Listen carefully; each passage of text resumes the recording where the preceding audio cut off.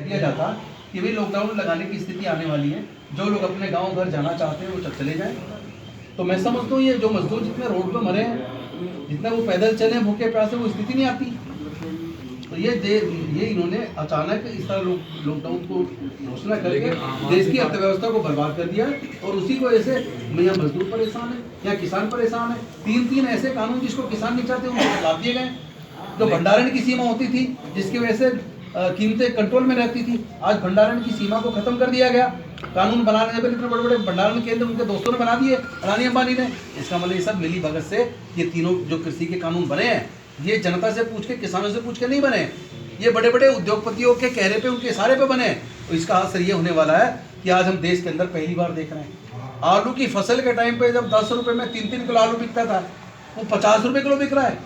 ये एक एग्जाम्पल है कि अगर ये तीनों जो कानून बनाए हैं केंद्र सरकार ने किसानों के संदर्भ में, ये पूरी तरीके से लागू होने के बाद आने वाले समय में कीमतें इतनी ज़्यादा महंगी हो जाएंगी, आम आदमी त्रस्त हो जाएगा। तो ये मुद्दा केवल किसान का नहीं है, ये मुद्दा पूरे देश की आम जनता का है। क्योंकि जब महंगाई बढ़ेगी तो सबको झेलना पड़ेगा। ये मजदूर का भी मुद्दा है, ये मिडिल क्लास का भी मुद्दा है। लेकिन किसान दिल्ली के आसपास है, दिल्ली के चारों तरफ है, और दिल्ली आम आदमी पार्टी की सरकार है, तो किस तरह से दिल्ली सरकार सपोर्ट कर रही है? हम लोग किसानों के साथ खड़े हुए हैं, किसानों के लिए सभी तमाम तरह की व्यवस्थाएं हम लोग वहाँ कर रहे हैं, और हम लोग उनकी जायज़ मांग के साथ मजबूती के साथ खड़े हुए हैं। जो किसान जो है दिल्ली जाना चाह रहे हैं, उन्हें उत्तर प्रदेश पुलिस जो है नजरबंद कर रही है, इस पर आपका क्या कहना है? नहीं, ये एक्चुअली क्या है कि जिस तरह बिल्ली को देख के कबूतर आँख मींच लेता है, वो सोचता जान बच जाएगी, उसी तरह उत्तर प्रदेश की जो पुलिस है या सरकार और केंद्र की सरकार बिल्कुल उसी तरह बिल्ली को देख के आँख मींचने वाला काम कर रही है। मैं कहता हूँ इसमें कोई इज्जत कम नहीं हो जाएगी। उन्होंने इसको ना हठधर्मिता बना लिया है, हठधर्मी से काम नहीं चलेगा। जब पूरे देश की जनता जो चाहती है वो करना पड़ेगा। और मुझे लगता है मोदी जी को अपना दिल बड़ा करके तीनों ये कृषि से संबंधित कानून को वापस लेना चाहिए, और किसानों से बात करके उनको एमएसपी की गारंटी देनी चाहिए। और कोई भी कानून अगर बनाना है तो जिनके संदर्भ में, जिनके लिए आप बना रहे हैं, कम से कम उनसे बात तो कर लें।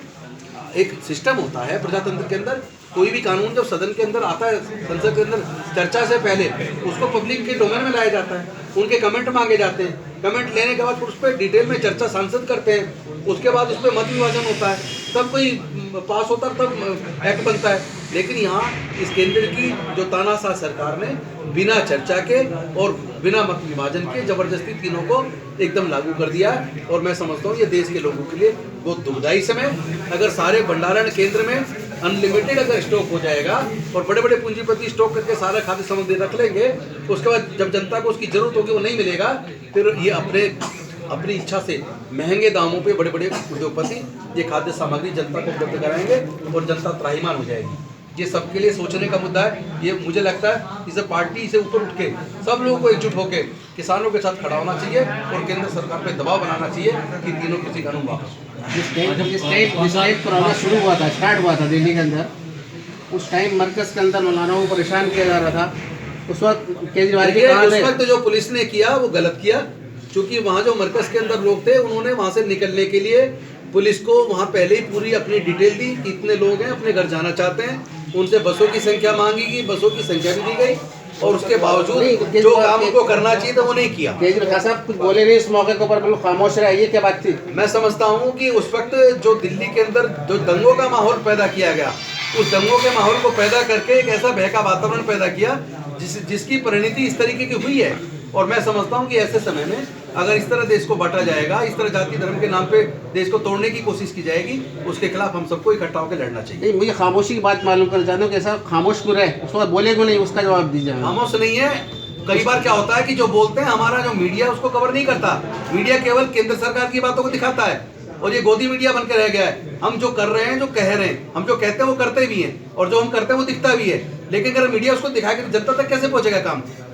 ये तो हमारा सोशल मीडिया का धन्यवाद जो हमारी चीजों को आगे तक पहुंचा रहा है।